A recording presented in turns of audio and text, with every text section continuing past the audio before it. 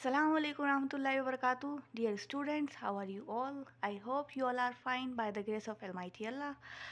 Today is your English online class. First of all, open your English book 8 page number 7. Last class में हमने chapter number 1 को read किया था. Chapter number 1 आपकी poem है फेरी story, यानी परी की कहानी. ये जो स्टोरी है, ये जो फेरी स्टोरी पोएम है आपकी, ये जादुई पोएम है, यानी जादुई स्टोरी है. इसे जादुई स्टोरी या परी की कहानी किस लिए कहा गया है? इसीलिए कहा गया है क्योंकि ये टोटली बेस है इमेजिनेशन पर, यानी ख्वाब और ख़यालों पर ये पूरी बेस है जो आपकी पोएम है.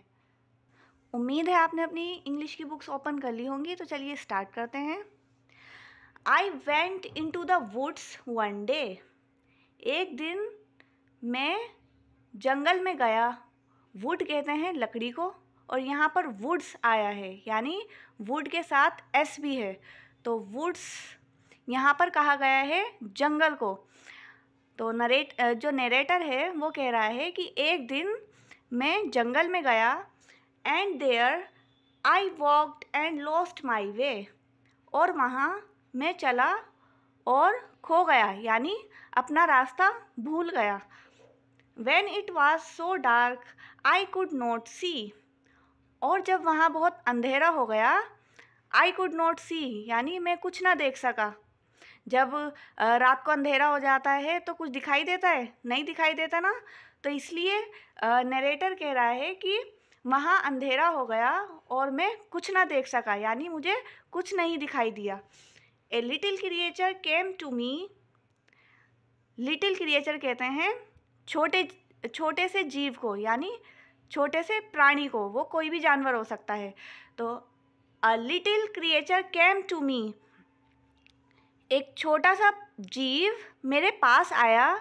ही सेड, उसने कहा, if I would sing a song, अगर मैं एक गाना गाऊंगा, the time would not be very long. तो जो टाइम है, यानी जो वक्त है, जो नरेटर है उसे अपने घर जाना है, तो जो रास्ता है वो उसका आसानी से गुज़र जाएगा. आसानी से उसका टाइम जो है वो गुज़र जाएगा, रास्ता उसका आसानी से कट जाएगा. But first I must let him hold my hand tight.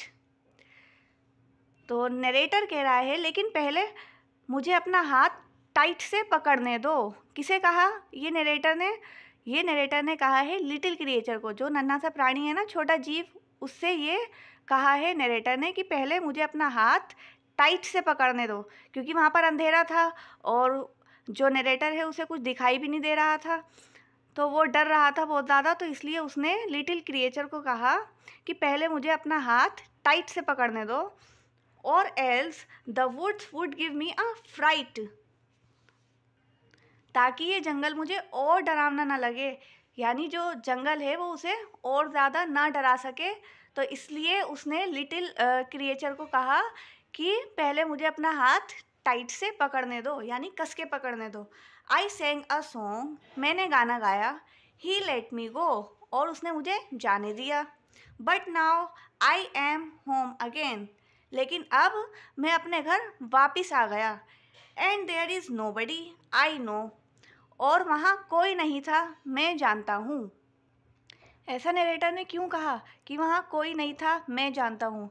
क्योंकि ये इमेजिनेशन पोएम है, ये सब नरेटर का ख्वाब है, ख्याल है. इसीलिए जो नरेटर है उसने कहा कि वहाँ कोई नहीं था, मैं जानता हूँ.